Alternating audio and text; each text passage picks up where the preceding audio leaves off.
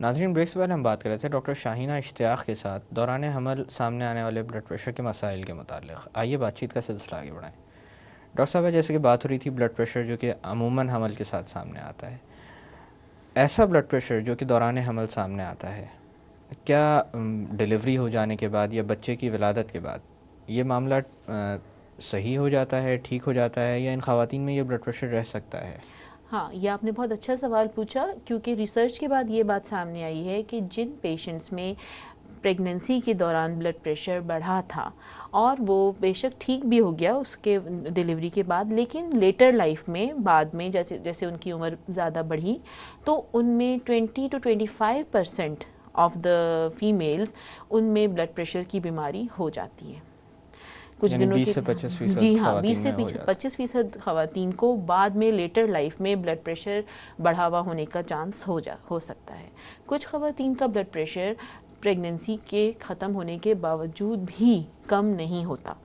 اور وہ chronic hyper tension میں چلی جاتی ہیں اور یعنی کچھ دائمی مرض میں مبتلا ہو جاتی ہیں. کچھ کا کور ہو جاتا ہے، لیکن پھر ظاہر نیکسٹ پریگننسی میں نے جس طرح بتایا تھا کہ 50% چانس ہے بڑھنے کا، اور پھر جس طرح آگے آگے ان کی عمر بڑھتی چلی جائے گی تو ان کو پھر بلڈ پریشر زیادہ ہونے کے چانس زیادہ ہیں ایز کمپیئر ٹو وہ عورتیں جن کا بلڈ پریشر پریگننسی میں بالکل نارمل رہتا تھا. اچھا ڈاکٹر صاحبہ، بلڈ پریشر کو ویسے تو سائلنٹ کلر کہا جاتا ہے. جی، دنیا بھر یہ مانتی ہے کہ مطلب ساری دنیا یہ مانتی ہے کہ جو بلڈ پریشر کی کوئی خاص علامات نہیں ہوتی، لیکن دوران پریگننسی جو بلڈ پریشر بڑھتا ہے اس کی کوئی علامات ہوتی ہیں کیا؟ علامات، اگر بلڈ پریشر زیادہ ہے اور کوئی اور اس کے ساتھ سمٹم نہیں ہے، یعنی کہ کوئی کمپلیکیشن نہیں ہے، تو اکثر کوئی بھی علامات نہیں ہوتی. بس آتی ہیں مریض اور جب ان کا بلڈ پریشر ہم چیک کرتے ہیں تو وہ بڑھا ہوا آتا ہے. جس طرح سے سائلنٹ کلر اگر وہ ایڈلٹس میں اور دوسرے نان پریگننٹ میں ہے، اسی طرح پریگننسی انڈیوس ہائپر ٹینشن کی بھی کوئی خاص علامات نہیں ہیں. جیسے کہ لیکن جب ان کی کمپلیکیشنز ڈیولپ ہوتی ہیں، جیسے کہ میں نے آپ کو بتایا تھا کہ پری ایکلیمشیا یا ایکلیمشیا، تو پری ایکلیمشیا میں یہ ہوتا ہے کہ بلڈ پریشر زیادہ ہونے کے ساتھ ساتھ مریضہ کو سر میں درد ہوتا ہے، آنکھوں کے آگے روشنی کے جھماکے ہوتے ہیں، یا نظر میں ویسے جو ہے وہ پرابلم ہو سکتی ہے، کم نظر آنا شروع ہو جاتا ہے. اور اس کے علاوہ ایپیگیسٹرک پین یعنی کہ معدے کا درد، یا اچانک بہت شدید درد اٹھتا ہے لیور کی سائڈ پر. اور اس کے علاوہ یورین میں کچھ پرابلمز ہو سکتی ہیں، اور الٹی آنا، نوزیا، وامٹنگ. ہاں، یہ پری ایکلیمشیا کی ہیں. اور اگر خدا نخواستہ جھٹکے لگیں، جیسے کہ ٹونک کلونک فٹس ہم ان کو کہتے ہیں، جس میں کہ عورت کی کو جھٹکے لگتے ہیں اور پھر اس کے بعد وہ بے ہوش ہو جاتی ہیں، تو وہ ایکلیمشیا کی نشانیاں ہیں کنولجنس کے ساتھ. تو یہ دونوں کمپلیکیشنز کی صورت میں ان کی سمٹمز ہوتی ہیں. ادروائز سمپل اگر ہائپر ٹینشن ہے تو وہ اکثر کوئی بھی کاز نہیں، ہاں کوئی بھی علامت کاز نہیں کرتی. اچھا ڈاکٹر صاحب، اگر اس قسم کی علامات کسی خاتون میں شروع ہو جائیں جس کو یہ معلوم نہ ہو کہ دوران حمل اس کا بلڈ پریشر بڑھ رہا ہے، تو ان معاملات میں کس طرح کا لاحِ عمل اختیار کرنا چاہیے،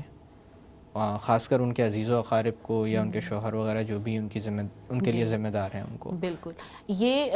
بہت اچھا سوال ہے، اس لیے کیونکہ ہمارے ہاں ایک تو اتنی اویئرنیس ہی نہیں ہے کہ بلڈ پریشر بڑھ جاتا ہے تو کیا ہوتا ہے، یا اگر بلڈ پریشر کے ساتھ مختلف اور سمٹمز آ رہی ہیں تو ان کی صورت میں کیا کرنا چاہیے. کیونکہ کچھ سمٹمز تو ایسی ہیں جو کہ نارمل پریگننسی میں بھی ہو رہی ہوتی ہیں، جیسے کہ کھانا ہضم نہیں ہو رہا، الٹی آ رہی ہے، سر میں درد ہو رہا ہے، تو اس کو ڈفرینٹ دوسری کنڈیشن کے ساتھ بھی جوڑ دیا جاتا ہے کہ ہاں دل نہیں چاہ رہا ہوگا یا اس طرح جو بھی. تو پھر یہ دیکھا گیا ہے کہ اس کو نگلیکٹ کر دیا گیا، اور جب تک مریض ہاسپٹل پہنچی اس وقت تک اس کو جھٹکے لگ چکے تھے یا دورہ پڑ چکا تھا، جسے نارمل میں کہتے ہیں کہ دورہ پڑ گیا. لیکن اصل وجہ یہ ہوتی ہے کہ اس کا پہلے بلڈ پریشر بڑھتا ہے، پھر اس کو سیویئر پری ایکلیمشیا ہوتا ہے، اور جب وہ جھٹکے لگنے کے بعد ہسپتال آتی ہے تو اس وقت تک کافی دیر گزر چکی ہوتی ہے، اور پھر اس وقت تک پیشنٹ کو کنٹرول کرنا اور بیبی کے لیے بھی مطلب ظاہر ہے جو بھی ہمارا پلانز ہوتے ہیں وہ بہت ڈفرینٹ ہو جاتا ہے پھر. جی، تو اگر اس طرح کی حاملہ عورتوں میں اس طرح کی کوئی بھی سمٹم دیکھی جائے تو فوراً ہسپتال آئیں اور ڈاکٹر سے رجوع کریں، اس کا بلڈ پریشر چیک کروائیں، اور اس کے بعد جو بھی ٹیسٹ ڈاکٹر بولیں وہ ضرور کروا لیں. اور مریضہ کو ایسی حالت میں اکیلا نہ چھوڑا جائے. ہسپتال میں داخل کروا دیا جائے، اور جب تک بلڈ پریشر کنٹرول نہیں ہو جاتا اس وقت تک اس کو انڈر آبزرویشن رکھا جائے۔ اچھا ڈاکٹر صاحب، اگر جیسے آپ نے تذکرہ کیا تھا کہ 25% وہ خواتین ہوتی ہیں جن کے اندر آگے چل کر اسینشیل ہائپر ٹینشن ڈیولپ ہوتی ہے، یعنی بلڈ پریشر کا معاملہ بطور مرض شروع ہو جاتا ہے، جبکہ باقی خواتین میں یہ معاملہ عارضی ہوتا ہے۔ جی، ایک دفعہ جب بچے کی ولادت ہو جاتی ہے تو اس کے بعد اندازاً کتنے عرصے کے بعد بلڈ پریشر دوبارہ اپنی نارمل جگہ پر واپس آ سکتا ہے؟ اچھا، اس کے لیے بھی ڈفرینٹ وہ ہے، مطلب یہ کہ ہم لوگ جب اس طرح کی کوئی بلڈ پریشر جن کا زیادہ ہو، ان کی ڈیلیوری ہو جاتی ہے، اس کے باوجود بھی ان کو ایٹ لیسٹ 48 سے لے کے 72 آورس تک، یعنی 2 سے 4 دن تک ہسپتال میں داخلے کا مشورہ دیتے ہیں۔ ان کو فوراً چھٹی نہیں دی جاتی، ان کو ہسپتال میں رکھا جاتا ہے اور ان کا بلڈ پریشر ہر 6 گھنٹے یا 4 گھنٹے کے بعد مانیٹر کیا جاتا ہے۔ اس لیے کیونکہ یہ وہ مسئلہ نہیں ہے کہ ڈیلیوری ہوئی تو بس جان چھوٹ گئی، نہیں، کبھی کبھار خاص طور پہ جس طرح اکلیمشیا ہے، یعنی کہ کنولجنس یا فٹس پڑنا، وہ دیکھا یہ گیا ہے کہ پوسٹ نیٹلی، یعنی کہ بچہ پیدا ہونے کے بعد بھی جھٹکا پڑنے کے چانس ہوتے ہیں۔ تو کہیں ایسا نہ ہو کہ مریض یہ سمجھیں یا ان کے اٹینڈنٹس یہ سمجھیں کہ بلڈ پریشر تو اب ٹھیک ہو گیا، ڈیلیوری بھی ہو گئی، اب ہم گھر چلے جاتے ہیں۔ ایسا نہ کیا جائے اور مریض کو 72 گھنٹے تک ایٹ لیسٹ آبزرویشن میں رکھا جائے، جب تک کہ بلڈ پریشر بالکل کنٹرول میں نہ آ جائے۔ اس کے بعد بھی یہ نہیں ہے کہ وہ ایک دفعہ گھر چلی جائے تو اس کے بعد کبھی ہاسپٹل کا منہ بھی نہ دیکھے، ایسا نہیں ہے۔ ان کا بلڈ پریشر مسلسل چیک ہوتے رہنا چاہیے، دن میں ایک دفعہ کم از کم بلڈ پریشر ضرور چیک کروا لیں، قریبی کلینک سے کروا لیں، یا گھر میں کسی کو بلڈ پریشر چیک کرنا اگر سکھا دیا جائے تو وہ۔ اور اس کے باوجود بلڈ پریشر چیک کرانے کے علاوہ وہی سمٹمز جو کہ میں نے بتائی تھیں کہ سر کا درد اور نظر میں خرابی یا کچھ اور پرابلم ہو تو پھر فوراً ہاسپٹل آئیں، کیونکہ پوسٹ نیٹل یعنی کہ ڈیلیوری کے بعد بھی چانس ہے کہ اس عورت کو جھٹکے پڑ سکتے ہیں جو دماغ پہ اثر کر سکتے ہیں۔ اشرف صاحب، وہ خواتین جو کہ اس طرح کے مسائل کا شکار ہو چکی ہوں، کیا اگلی پریگننسی میں اس سے بچنا چاہیں تو یہ ممکن ہے، یا پریونشن کی خاطر کس طرح کے اقدامات پر دھیان دینا چاہیے؟ جی ہاں، پریونشن کے لیے کچھ اسٹریٹجیز ہیں جس پہ عمل کر کے اس کے یعنی کہ کمپلیکیشن کو ڈیولپ ہونے سے بچایا جا سکتا ہے۔ اچھا، وہ پریونشن جو ہیں وہ بکس میں اور ریسرچ کے بعد ویسے تو بہت سی چیزیں انہوں نے کہی ہیں، لیکن جس کا سب سے زیادہ رول ہے وہ ہے ایسپرین۔ ایسپرین، لو ڈوز ایسپرین یا ایسکارٹ کے نام سے آتی ہے، یا 75 ملی گرام آف ایسپرین ان تمام عورتوں کو، جو خون پتلا کرنے والی جی خون پتلا کرنے والی دوائی ہے اور بہت عام مل سکتی ہے، لیکن بغیر ڈاکٹر کے مشورے کے پھر بھی استعمال نہ کریں۔ لیکن جن عورتوں کو پہلے پریگننسی میں بلڈ پریشر یا اس کی کوئی بھی کمپلیکیشن ڈیولپ ہوئی تھی، ان عورتوں کے لیے ہم یہ مشورہ دیتے ہیں کہ وہ 12 ویکس یعنی 12 ہفتے جیسے ہی پریگننسی کے گزریں اس کے بعد سے وہ ایسپرین کا استعمال شروع کر دیں، اور اپ ٹل 37 ویکس تک وہ استعمال کرتے رہیں۔ اس سے یہ دیکھا گیا ہے کہ پریونشن، سب سے بہترین رول پریونشن میں یہی ہے۔ اس کے علاوہ بھی کہا جاتا ہے کہ کیلشیم لیں یا وائٹامنز لیں، لیکن اس کا کوئی خاص رول نہیں دیکھا گیا، لیکن ایسکارڈ یا لو ڈوز ایسپرین کا رول ہے فار دا پریونشن۔ پتلا کرنے والی ادویات آفٹر ڈیلیوری لینی ہے؟ نہیں، آفٹر ڈیلیوری نہیں لینی، جب نیکسٹ پریگننسی ہوگی اس میں لینی ہے۔ اچھا، یعنی کہ پہلی پریگننسی میں اگر اس طرح سے تھا تو اب جب وہ نیکسٹ ٹائم پریگننٹ ہوگی تو جیسے ہی پریگننسی کا پتہ چلے، 12 ویکس گزر جائیں پریگننسی ہو اس کو، حمل کو، اس کے بعد سے سٹارٹ کریں ڈیورنگ نیکسٹ پریگننسی۔ ڈاکٹر صاحب، جیسے کہ ایسپرین کا آپ نے استعمال بتایا ان خواتین میں جو کہ پہلے حمل میں جن کے اندر بلڈ پریشر کا معاملہ سامنے آ چکا ہو، کیا اسی طرح سے وہ خواتین جو کہ ہائی رسک پاپولیشن کنسیڈر کی جاتی ہیں، جیسے آپ نے بتایا تھا کہ صف اول میں جو خواتین جیسے 30 کے بعد کی عمر میں جو پہلی دفعہ حاملہ ہو رہی ہوں، ان کے اندر یہ معاملات زیادہ ہو سکتے ہیں، یا جن کے اندر فیملی ہسٹری رہی ہو بلڈ پریشر کی، تو کیا ان میں احتیاطی طور پر پہلی پریگننسی میں یہ اقدام کیا جا سکتا ہے؟ ہاں بالکل کیا جا سکتا ہے، کہ جن کا جو ہائی رسک پیشنٹس ہیں، جیسے کہ ہم نے پہلے بتایا کہ 35 ایئرس سے ابو ہیں، اوبیس ہیں، اور جن کی family history of hyper tension اور ڈائبٹیز دونوں ہی، لیکن ہائپر ٹینشن زیادہ کامن ہے، ان کو پریونشن کے لیے بھی آپ ایسپرین دے سکتے ہیں، اور وہ اسی طرح سے دی جائے گی 12 ویکس آف پریگننسی سے آنورڈز، ان کو ڈاکٹر کے مشورے کے ڈاکٹر کے مشورے کے بعد۔ بالکل۔ اچھا ڈاکٹر صاحبہ، علاج کا کیا طریقہ کار ہوتا ہے؟ کیونکہ بہت ساری ادویات ہوتی ہیں۔ جی بالکل۔ اور خاص کر میں ان خواتین میں بھی پوچھنا چاہوں گا جو کہ پہلے سے اس مسئلے کا شکار ہوتی ہیں یا ایسینشیل ہائپر ٹینشن کا شکار ہوتی ہیں، کہ پہلے سے وہ جو دوا لے رہی ہیں، کیا یہ ممکن ہے کہ جب حمل ٹھہر جائے تو ان کی دوا کو تبدیل کرنا پڑتا ہو؟ بالکل، کچھ دوائیاں ایسی ہیں جو کہ کرونک ہائپر ٹینشن میں عورتیں استعمال کر رہی ہوتی ہیں، جو کہ جب وہ حمل سے ہو جاتی ہیں تو ہم ان سے چینج کر دیتے ہیں ان کو، اس لیے کیونکہ وہ دوائیاں بچے کے اندر پرابلمس کریٹ کر سکتی ہیں، کچھ اب نارمیلٹی اسٹرکچرل ڈیفیکٹس وغیرہ کاز کر سکتی ہیں، تو اس لیے ان کو ہم یہ مشورہ دیتے ہیں کہ جیسے ہی اگر وہ پریگننٹ ہونے چاہ رہی ہیں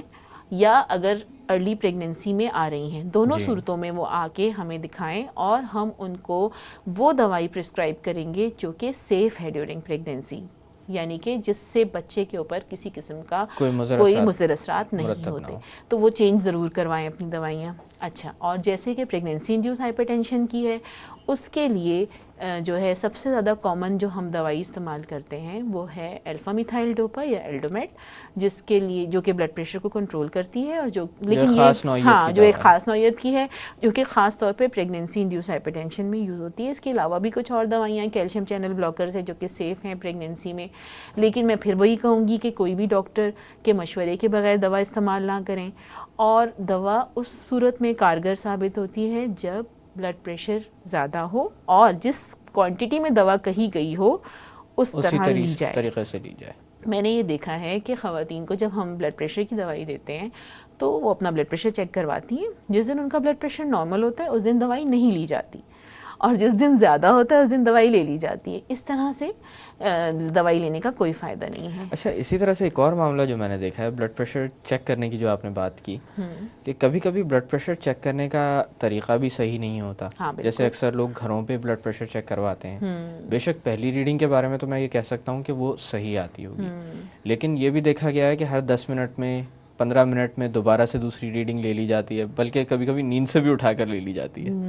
تو صحیح طریقہ کیا ہے؟ اچھا، صحیح طریقہ ہاسپٹل میں لینے کا بھی جو میں آپ کو بتاؤں، ایک آپ نے ضرور نام سنا ہوگا وائٹ کوٹ ہائپر ٹینشن کا، جس میں کہ بہت سے مریضوں کو ڈاکٹر کی شکل دیکھتے ساتھ ہی یا ہاسپٹل کی شکل دیکھتے ساتھ ہی بلڈ پریشر ان کا بڑھنا شروع ہو جاتا ہے، جی، اور جب آپ ان کا بلڈ پریشر لیتے ہیں تو وہ زیادہ آتا ہے۔ اور یہ میں عام خواتین کے لیے نہیں کہہ رہی، یہ بہت سے لوگوں کے ساتھ یہ پرابلم ہوتی ہے، ضروری نہیں ہے کہ یہ جو ہے یہ صرف خواتین کے لیے کے ساتھ یہ پرابلم ہو۔ تو ہمیشہ یہ کہا جاتا ہے کہ جب مریض آپ کے پاس آئے اس کو ریلیکس کر کے پہلے اس کا آپ آرام سے معائنہ کریں، باقی باتیں ان سے ہسٹری وغیرہ پوچھیں، اور جب آپ سمجھیں کہ وہ ریلیکس ہو گئی ہے اور ہاسپٹل کے انوائرمنٹ سے یا آپ کے کلینک کے انوائرمنٹ سے وہ تھوڑی سی اورینٹیشن اس کو ہو گئی ہے، اس کے بعد بلڈ پریشر لیا جائے۔ اچھا، بٹھا کے مانوس ہو جائے، اچھا پھر اس کے بعد بٹھا کے بلڈ پریشر ایک دفعہ لیا جائے اور پھر لٹا کے بھی بلڈ پریشر لیا جائے۔ اچھا، اور اس کے علاوہ یہ جو ہے جب جو بلڈ پریشر چیک کرنے والا ہے اس کے لیے بھی ہوتا ہے کہ ہمارے پاس کچھ ہوتی ہیں کارٹیکوف ساؤنڈز ہوتی ہیں، جس میں کہ مفلنگ ہوتی ہے اور پھر ختم ہو جاتی ہے ساؤنڈ، وہ بھی ایک طریقہ ہے، لیکن وہ بہت میڈیکل ٹرمینالوجی جو کہ میرا خیال ہے عام لوگوں کو سمجھ نہیں آئے گی، لیکن یہ ڈاکٹرز کے لیے یہ ہے کہ وہ جو ریکمینڈڈ طریقہ ہے اسی طرح سے بلڈ پریشر کو چیک کریں، اور اگر ایک دفعہ ریڈنگ زیادہ آ رہی ہے تو پھر پیشنٹ کو ریلیکس کرنے کے بعد 1 گھنٹے بعد دوبارہ بلڈ پریشر لیں، اور وہ بھی دوبارہ زیادہ آ رہا ہے تو پھر آپ 6 گھنٹے کا وقفہ اور کریں اور پھر بلڈ پریشر لیں، جس طرح میں نے بتایا تھا کہ 2 ریڈنگ اگر 130/90 کی 6 گھنٹے کے بعد آ رہی ہیں تو۔ اچھا، بلڈ پریشر زیادہ آ گیا، اب پیشنٹ کو ہم ڈرا دیتے ہیں، بی آپ کا تو بلڈ پریشر بہت زیادہ ہے، بجائے اس کے کہ اس کو تھوڑا سا ریلیکس کیا جائے وہ اور پریشان ہو جائے گی۔ تو یہ بھی طریقہ نہیں ہونا چاہیے کہ بلڈ پریشر اگر زیادہ آ گیا تو اس کو ڈرا کے دھمکا کے کہ اب تو داخل ہو جاؤ، اور وہ پھر رک جائے گی اور بلڈ پریشر اس کا پھر بھی کنٹرول نہیں ہوگا کیونکہ وہ اور ٹینشن میں آ جائے گی۔ جی، تو یہ بھی طریقہ نہیں ہونا چاہیے۔ اور باقی دوائیوں کا جس طرح سے ہے، اور اسی طرح سے ایک چیز اور جو میں نے دیکھی ہے وہ یہ ہے کہ دوا دی اور اس کے بعد پھر 15-20 منٹ کے بعد، ہاں یہ بھی جبکہ ہم بالکل لوگ غلط جانتے ہیں کہ طریقہ ہے۔ دوا کو پہنچنے میں بھی وقت لگتا ہے اور ہاں، اپنی جگہ پر مؤثر طور پر بالکل کام کرنے میں بھی کافی وقت۔ بالکل، خاص طور پہ جو دوائی ہم پریگنینسی انڈیوس ہائپر ٹینشن میں استعمال کرتے ہیں وہ ہے لانگ ایکٹنگ، یعنی کہ اس کو تو اثر ہونے میں کم از کم 6 گھنٹے لگتے ہیں۔ تو یہ بھی میں نے لوگوں کو یہی سب کو سمجھاؤں گی کہ بلڈ پریشر کی دوائی کا اثر جو ہے وہ ودن ہاف این آور نہیں ہوتا، ایٹ لیسٹ 6 گھنٹے کے بعد اس کی ابزارپشن شروع ہوتی ہے اور افیکٹ شروع ہوتا ہے۔ تو بار بار بلڈ پریشر لے کے نہ خود پریشان ہو اور نہ ہی مریض کو پریشان کرے۔ ڈاکٹر صاحب یہاں پہ تھوڑی دیر کے لیے باتوں کا سلسلہ روکتے ہیں۔ ناظرین، وقت ہوا ایک چھوٹی سی کمرشل بریک کا۔ بریک سے واپس آ کر بات کی جائے گی دوران حمل پیش آنے والے بلڈ پریشر کے مسائل کے متعلق۔ Stay with us. ہے.